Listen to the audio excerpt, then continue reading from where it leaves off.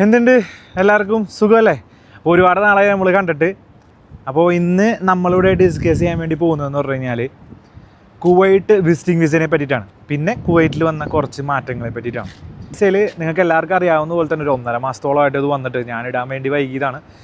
നമുക്ക് ഇപ്പോൾ 400 KD എന്നുള്ള ശമ്പളം എടുത്ത് കളഞ്ഞിട്ടുണ്ട്. പിന്നെ ഒരു വർക്ക് ചെയ്യുമ്പോൾ ഒരുപാട് പേര് നമ്മളോട് ഇങ്ങനെ പറയും, എൻ്റെ വിസ റിജക്ഷനായി എന്നാണ് കാരണം.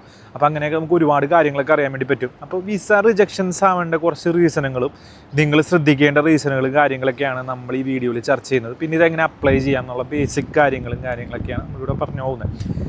അപ്പോൾ നമുക്ക് ഈ കുവൈറ്റ് വിസനെ പറ്റിയിട്ട് കൂടുതലായിട്ട് പഠിക്കാം. അപ്പോൾ എന്താണ് ഇവർ കൊണ്ടുവന്ന് പറഞ്ഞു കഴിഞ്ഞാൽ 400 KD നേരത്തെ ശമ്പളം ഉള്ളവർക്ക് മാത്രമായിരുന്നു ഫാമിലി വിസിറ്റിംഗ് വിസ എന്നുള്ള രീതിയിൽ നമുക്കിവിടെ കൊണ്ടുവരാൻ വേണ്ടി പറ്റുന്നത്. ഈ വിസിറ്റിംഗ് വിസ എന്ന് പറയുന്നത് നമ്മൾ ശ്രദ്ധിക്കുക, 1 month മാത്രം നേരത്തെ ഉണ്ടായിരുന്നുള്ളൂ. പക്ഷേ ഇപ്പോൾ നമുക്ക് 3 months വരെ നിൽക്കാനുള്ള ഓപ്ഷൻസും കാര്യങ്ങളൊക്കെ ഉണ്ട്. പിന്നെ അതുപോലെ തന്നെ 3 months വിസ വാലിഡിറ്റി ഉള്ള വിസാസ്, 1 month വാലിഡിറ്റി ഉള്ള വിസ, 6 month, 1 year വിസയിലൊക്കെ അപ്ലൈ അവൈലബിൾ ആണ്. 3 KD മുതൽ ഒരു 18-20 KD ആണെന്ന് തോന്നുന്നു, അത്ര വരെയുള്ള വിസാസിൻ്റെ ചാർജസ് ആണ് ഇപ്പോൾ വരുന്നത്. 3 KD എന്ന് പറഞ്ഞാൽ നോർമൽ ഇപ്പോൾ നിങ്ങൾക്ക് 1 month ആണ് കൊണ്ടുവരണമെന്നുണ്ടെങ്കിൽ അതിന് 3 KD വരുന്നുള്ളൂ. ഓക്കെ, അപ്പോൾ ആ കാര്യങ്ങളൊക്കെ നമുക്ക് വിശദമായിട്ട് വേറെ വീഡിയോയിൽ ഡൗട്ടുള്ളവർക്ക് നമുക്ക് വേണ്ടി പറഞ്ഞുതരാം. പിന്നെ ഇതെങ്ങനെയാണ് അപ്ലൈ എന്ന് വെച്ച് കഴിഞ്ഞാൽ സിമ്പിളായിട്ട് നമുക്ക് അപ്ലൈ ആവുന്നുള്ളൂ. നമ്മളുടെ മൊബൈലിൽ കുവൈറ്റ് വിസ ആപ്ലിക്കേഷൻ എന്ന ആപ്ലിക്കേഷൻ ഉണ്ട്. അത് വെച്ചിട്ട് സ്റ്റാറ്റസും കാര്യങ്ങളൊക്കെ അറിയാവുന്നത് എല്ലാവർക്കും അറിയാൻ വേണ്ടി പറ്റും. അപ്പോൾ അവരുടെ തന്നെ വെബ്സൈറ്റ് ഉണ്ട്. ആ വെബ്സൈറ്റിൽ പോയിട്ട് നമ്മളൊരു ലോഗിൻ ക്രിയേറ്റ് ചെയ്യാം.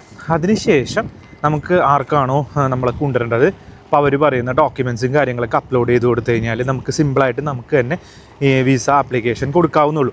പക്ഷേ ഒരുപാട് പേർക്ക് നമ്മളിപ്പോൾ ഓൺലൈനിൽ നമ്മൾ ചെയ്യുമ്പോൾ റിജക്ഷൻസ് ഒക്കെ വരുന്നുണ്ട്. എന്തുകൊണ്ടാണെന്ന് വെച്ച് കഴിഞ്ഞാൽ ചില ആൾക്കാർക്ക് അവർ ഇപ്പോൾ ഫോർ എക്സാമ്പിൾ ഇവിടുത്തെ ഗവൺമെൻറ് ചില ടൈമിലൊക്കെ അറബിക് ട്രാൻസ്ലേഷൻസും പിന്നെ അതുപോലെ തന്നെ അറ്റസ്റ്റേഷനും കാര്യങ്ങളൊക്കെ നോക്കുന്നുണ്ട്.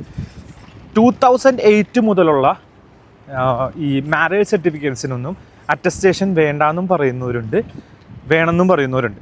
അപ്പോൾ ഈ കുവൈറ്റ് വിസ വെബ് പേജിൽ കൂടെ വിസ അപ്ലൈ ചെയ്യുന്നത് ഭയങ്കര സിമ്പിളാണ്. ഇപ്പോൾ ആർക്കെങ്കിലും അത് പറ്റുന്നില്ല എന്നുണ്ടെങ്കിൽ നമുക്കൊന്നും കൂടി കാണിച്ചു തരാം. സിമ്പിളാണ്. അപ്പോൾ എന്തൊക്കെ ഡോക്യുമെൻ്റാണ് വേണ്ടതെന്ന് വെച്ച് കഴിഞ്ഞാൽ നമ്മളുടെ സിവിൽ ഐ ഡിയുടെയും പാസ്പോർട്ടിൻ്റെയും വേണം. പിന്നെ അവരുടെ സിവിൽ ഐ ഡിയുടെയും ആരാണ് കൊണ്ടുവരുന്നത് അവരുടെ പാസ്പോർട്ടും പിന്നെ റിലേഷൻ സർട്ടിഫിക്കറ്റ്. ഇപ്പോൾ വൈഫാണെന്നുണ്ടെങ്കിൽ മാരേജ് സർട്ടിഫിക്കറ്റ് നിർബന്ധമാണ്, ചൈൽഡ് ആണെന്നുണ്ടെങ്കിൽ ബർത്ത് സർട്ടിഫിക്കറ്റ്, പിന്നെ അതുപോലെ തന്നെ നമ്മളെ മദർ ഫാദറൊക്കെ ആണെന്നുണ്ടെങ്കിൽ അവരുടെ ബർത്ത് സർട്ടിഫിക്കറ്റ്. പക്ഷേ ഈ ഫാദർ മദറിൻ്റെയൊക്കെ പ്രശ്നം എന്ന് പറഞ്ഞു കഴിഞ്ഞാൽ 1970 മുന്നേ ജനിച്ച ആൾക്കാർക്ക് ബർത്ത് സർട്ടിഫിക്കറ്റ് ഉണ്ടാവില്ല നമ്മുടെ കേരളത്തിൽ. സോ നിങ്ങൾ ബർത്ത് സർട്ടിഫിക്കറ്റിന് വേണ്ടി നടക്കേണ്ടി വരും. അത് ഭയങ്കര പ്രശ്നമായിട്ടുള്ള സംഭവമാണ്. ഇപ്പോൾ എൻ്റെ അമ്മക്ക് അതില്ല, ഞാൻ കൊണ്ടുവരാൻ വേണ്ടി നോക്കിയപ്പോൾ ഒരുപാട് ചടങ്ങുകളുണ്ട് നമ്മുടെ ബർത്ത് സർട്ടിഫിക്കറ്റ് കൊണ്ടുവരാന്നുള്ളത്. അപ്പോൾ അതില്ലാന്നുണ്ടെങ്കിൽ പക്ഷേ നമുക്ക് നമ്മളുടെ ബർത്ത് സർട്ടിഫിക്കറ്റ് അതിൽ അപ്ലോഡ് ചെയ്തതിന് ശേഷം നമുക്ക് വിസ കിട്ടിയവരുണ്ട്, വിസ കിട്ടാത്തവരുണ്ട്. അപ്പോൾ ഈ എക്സ്ട്രാ കുറേ കാര്യങ്ങളൊക്കെ ചെയ്ത് കഴിഞ്ഞാൽ നമ്മളെ വിസ റിജക്റ്റ് ആവാൻ വേണ്ടി പറ്റില്ല. നമ്മൾ ശ്രദ്ധിക്കേണ്ട കാര്യം എന്ന് പറഞ്ഞു കഴിഞ്ഞാൽ നമ്മൾ അപ്ലൈ ചെയ്യാൻ വേണ്ടി പോകുന്ന ആപ്ലിക്കൻറ്റിൻ്റെ പാസ്പോർട്ടിൻ്റെ വാലിഡിറ്റി മസ്റ്റായിട്ട് നമ്മൾ ശ്രദ്ധിക്കുക. പിന്നെ അവരുടെ നമ്മളിപ്പോൾ ബർത്ത് സർട്ടിഫിക്കറ്റ് ആണ് നമ്മൾ വെക്കുന്നുണ്ടെന്നുണ്ടെങ്കിൽ അവരുടെ വിസയുടെ നെയിമും ആ ബർത്ത് സർട്ടിഫിക്കറ്റിലെ നെയിമും ആ കൊടുത്താക്കുന്ന ഡീറ്റെയിൽസും കാര്യങ്ങളൊക്കെ നമ്മുടെ റിലേഷൻ നമ്മുടെ ബർത്ത് സർട്ടിഫിക്കറ്റിൽ ഉണ്ടാവുമല്ലോ, ആ ആപ്ലിക്കൻറ്റിൻ്റെ ഡീറ്റെയിൽസും പിന്നെ ഈ പറഞ്ഞ പോലെ അവരുടെ പാസ്പോർട്ടിലെ നെയിമും തമ്മിൽ മാച്ച് ആവേണ്ടോ എന്ന് ശ്രമിക്കുക. പാസ്പോർട്ടിന് മിനിമം 6 months വാലിഡിറ്റി എന്ന് പറയുമ്പോൾ 1 year വിസ അപ്ലൈ ചെയ്ത് കഴിഞ്ഞാൽ മിനിമം 6 months അല്ല 2 years വേണ്ട വരും. എൻ്റെ ഒരു അഭിപ്രായത്തിൽ മാക്സിമം 2 years വാലിഡിറ്റി ഉള്ള പാസ്പോർട്ട് ഉണ്ടെങ്കിൽ നല്ലതായിരിക്കും. 1 monthൻ്റെയൊക്കെ ആണെന്നുണ്ടെങ്കിൽ വേണ്ട. ഞാൻ ഈ പറഞ്ഞ പോലെ 1 yearൻ്റെ കാര്യമാണ് ഞാൻ പറയുന്നത്. ഓക്കെ, സോ ആ കാര്യങ്ങളൊക്കെ ശ്രദ്ധിക്കുക. പിന്നെ അതുപോലെ തന്നെ സ്പൗസ് ആണ് നിങ്ങൾ കൊണ്ടുവരുന്നുണ്ടെങ്കിൽ സ്പൗസിൻ്റെ നെയിം കാര്യങ്ങളൊക്കെ 2 പേർക്കും പാർട്ട്നേഴ്സിൻ്റെ സൈഡിൽ പാസ്പോർട്ടിൽ അപ്ഡേറ്റ് ചെയ്യേണ്ടോ ശ്രമിക്കുക. അതായത് വൈഫിൻ്റെ ആണെന്നുണ്ടെങ്കിൽ വൈഫിൻ്റെ പാസ്പോർട്ടിൻ്റെ ബാക്കിൽ ഹസ്ബൻഡിൻ്റെ നെയിമും ഡീറ്റെയിൽസും കാര്യങ്ങളൊക്കെ കൊടുത്തിട്ടുണ്ടോ എന്ന് ശ്രദ്ധിക്കുക. പിന്നെ അവരുടെ നെയിമിൻ്റെ ഇതും കറക്റ്റാണോ നോക്കുക. എൻ്റെ പേഴ്സണൽ സജഷൻ എന്ന് പറഞ്ഞു കഴിഞ്ഞാൽ നിങ്ങൾ അടുത്തുള്ള ഒരു ടൈപ്പിംഗ് സെൻറ്ററിൽ പോകുക. അപ്പോൾ അവർ കാര്യങ്ങളൊക്കെ നിങ്ങൾക്ക് വ്യക്തമായിട്ട് പറഞ്ഞു തരും. അവർ ഈ മോഫ അറ്റസ്റ്റേഷനും ഉണ്ടെന്നുണ്ടെങ്കിൽ അവരത് ചെയ്തു തരും. അറബിക് ട്രാൻസ്ലേഷനൊക്കെ അവർ ചെയ്തു തരും. നമ്മളതിന് വേണ്ടിയിട്ട് പുറകെ നടക്കേണ്ട ആവശ്യമില്ല. എക്സ്ട്രാ കുറച്ച് ചാർജസ് ഒക്കെ കൊടുക്കണം എന്ന് തോന്നുന്നു. ഞാൻ ചോദിച്ചപ്പോൾ അവർക്ക് 5K അവർ ചാർജ് ചെയ്യുന്നത് പെർ പേഴ്സൺ എന്ന് പറയുന്നത്. അപ്പോൾ നിങ്ങൾ അത് പല ടൈപ്പിംഗ് സെൻറ്ററിൽ പല പൈസ ആയിരിക്കാം അവർ ചിലപ്പോൾ ചാർജ് ചെയ്യുന്നത്. അപ്പോൾ നിങ്ങൾക്ക് ടൈമുണ്ട്, നിങ്ങൾക്ക് എല്ലാം അറിയാം, കോൺഫിഡൻസ് കാര്യങ്ങളൊക്കെ ഉണ്ടെന്നുണ്ടെങ്കിൽ ഒറ്റയ്ക്ക് ചെയ്യാവുന്നുള്ളൂ, വളരെ സിമ്പിളായിട്ട് കാര്യങ്ങളൊക്കെ ചെയ്യാവുന്നുള്ളൂ. പക്ഷേ ഇതൊരു ഇപ്പോൾ തുടങ്ങിയോണ്ട് കുറേ പേര് അപ്ലൈ ചെയ്യുന്നതുകൊണ്ടും ഒരുപാട് ഡിലേ കാര്യങ്ങളൊക്കെ വരുന്നുണ്ട്. പിന്നെ അതുപോലെ തന്നെ റിജക്ഷൻസ് ഒക്കെ ഒരുപാട് വരുന്നുണ്ട്. കാര്യങ്ങൾ ഒരുപാട് പേർക്ക് മിസ്റ്റേക്കുകൾ പറ്റുന്നതുകൊണ്ട് പിന്നെ ഒരുപാട് പേരെ കൊണ്ടുവരാൻ ശ്രമിക്കുന്നുണ്ട്. അവർ നല്ലോണം കാര്യങ്ങളൊക്കെ നല്ല അടിച്ച് പറക്കിയൊക്കെയാണ് നോക്കുന്നത്. അപ്പോൾ ഇപ്പോൾ അവർക്ക് തോന്നുകയാണ് നിങ്ങൾക്ക് നിങ്ങളുടെ ആപ്ലിക്കേഷൻ വേണ്ടാന്ന് പറഞ്ഞാൽ സിമ്പിളായിട്ട് അവർ റിജക്റ്റ് ചെയ്യും. അതിന് വലിയ റീസൺസും കാര്യങ്ങളൊന്നും ഉണ്ടാവില്ല.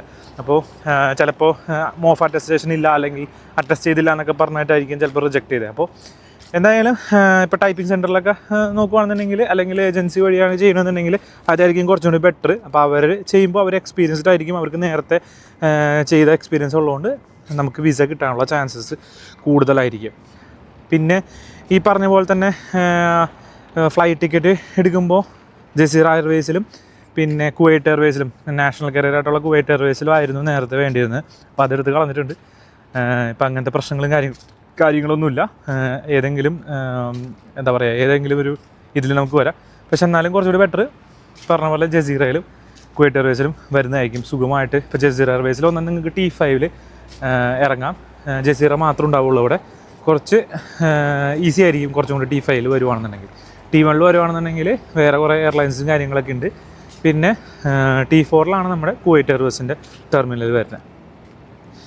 അപ്പോൾ ഇത്രയും കാര്യങ്ങളൊക്കെയാണ് ഈ പറഞ്ഞ പുതിയ വിസിറ്റിംഗ് വിസയിലുള്ള മാറ്റങ്ങൾ പറഞ്ഞത്. പിന്നെ എക്സിറ്റ് പെർമിറ്റിനുള്ള കാര്യമാണ്. എക്സിറ്റ് പെർമിറ്റിൻ്റെ കുറച്ച് എന്താ പറയുക, നമുക്ക് കുറേ ഡൗട്ടുകൾ കാര്യങ്ങളൊക്കെ ഉണ്ടായിരുന്നു.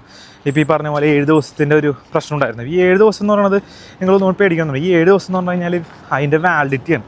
അതായത് ഇപ്പോൾ നമുക്കൊരു അഷ്യൂർഡ് അല്ല, നമ്മൾ ഇത്ര ഡേറ്റിൽ പോകുന്നൊരു അഷ്യൂർഡ് അല്ല. ഇപ്പോൾ എനിക്ക് അടുത്ത മാസം 15-ാം തീയതി പോകണമെന്നുണ്ടെങ്കിൽ അടുത്ത മാസം 15-ാം തീയതി അല്ല, ചിലപ്പോൾ 14-ാം തീയതി ആയിരിക്കും ചിലപ്പോൾ ഞാൻ പോകണമെന്നുണ്ടെങ്കിൽ ഞാനിപ്പോൾ പറയുകയാണ് എനിക്ക് ഞാൻ ഇന്ന ഇൻ്റർവെല്ലിൽ ഏതെങ്കിലും ഒരു ദിവസമായിരിക്കും പോകുന്നതെന്ന് പറയുന്നുള്ളൂ, അത്രയേ ഉള്ളൂ.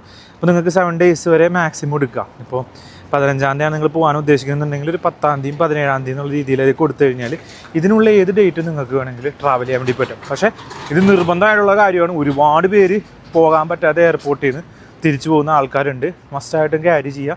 പിന്നെ ഡേറ്റ് കറക്റ്റ് ശ്രദ്ധിക്കുക. 12-ാം തീയതിയാണ് നിങ്ങൾ നിങ്ങളുടെ വാലിഡിറ്റി അത് എക്സിറ്ററിൻ്റെ വാലിഡിറ്റി തുടങ്ങുന്നുണ്ടെങ്കിൽ അന്ന് തന്നെ അന്നത്തെ ഡേറ്റിൽ തന്നെ ട്രാവൽ ചെയ്താലേ നിങ്ങൾക്ക് പറ്റുള്ളൂ. അല്ലെങ്കിൽ 12-ാം തീയതി തുടങ്ങുന്ന സമയത്ത് 11-ാം തീയതി ട്രാവൽ ചെയ്ത് കഴിഞ്ഞാൽ നിങ്ങൾക്ക് പോകാൻ വേണ്ടി പറ്റില്ല. വെറുതെ നിങ്ങളുടെ ഫ്ലൈറ്റിൻ്റെ ടിക്കറ്റിൻ്റെ കാര്യങ്ങളൊക്കെ പോകും. അപ്പോൾ അത് നമ്മൾ ശ്രദ്ധിക്കുക. പിന്നെ എല്ലാവരും സഹൽ ആപ്പ് വഴി ആണ് അപ്ലൈ ചെയ്യണക്കാട്ടും മുന്നേ നമ്മളുടെ HR ഒന്ന് കോർഡിനേറ്റ് ചെയ്യുക. പിന്നെ ഈ പറഞ്ഞ കാര്യങ്ങളൊക്കെ 18-ാം നമ്പർ വിസ പറഞ്ഞ ആൾക്കാർക്ക് മാത്രമേ ഉള്ളൂ കേട്ടോ. വേറെ ആൾക്ക് പ്രശ്നമൊന്നുമില്ല. 17 നമ്പർ വിസ അങ്ങനത്തെ കാര്യങ്ങളൊന്നുമില്ല. പ്രൈവറ്റായിട്ട് വർക്ക് ചെയ്യുന്ന ആൾക്കാർക്ക് മാത്രമേ ഉള്ളൂ. പെട്ടെന്ന് തന്നെ കിട്ടുന്നുണ്ട്, ഒരു ഡേ കൊണ്ടൊക്കെ കിട്ടുന്നുണ്ട്. പക്ഷേ ഇതൊക്കെ അപ്രൂവ് ചെയ്യുന്നത് നിങ്ങളുടെ HR വഴിയായിരിക്കും അപ്രൂവ് ചെയ്യുന്നത്. അപ്പോൾ HR ആദ്യം അപ്രൂവ് ചെയ്ത് കഴിഞ്ഞാൽ നമുക്ക് പെട്ടെന്ന് തന്നെ ഇത് കിട്ടുന്നതാണ്, എക്സിറ്റ് പെർമിറ്റ് കിട്ടുന്നതാണ്. അപ്പോൾ ഇത്രയും കാര്യങ്ങളൊക്കെ ഉള്ളൂ. കൂടുതൽ വിശദമായിട്ടുള്ള കാര്യങ്ങൾ പറയണമെന്നുണ്ട്. നമുക്ക് ഈ വീഡിയോൻ്റെ ഡൗട്ട് കാര്യങ്ങളനുസരിച്ച് നമുക്ക് പറഞ്ഞു പോവാം. ഓക്കെ, അപ്പോൾ by. See you again on the next video.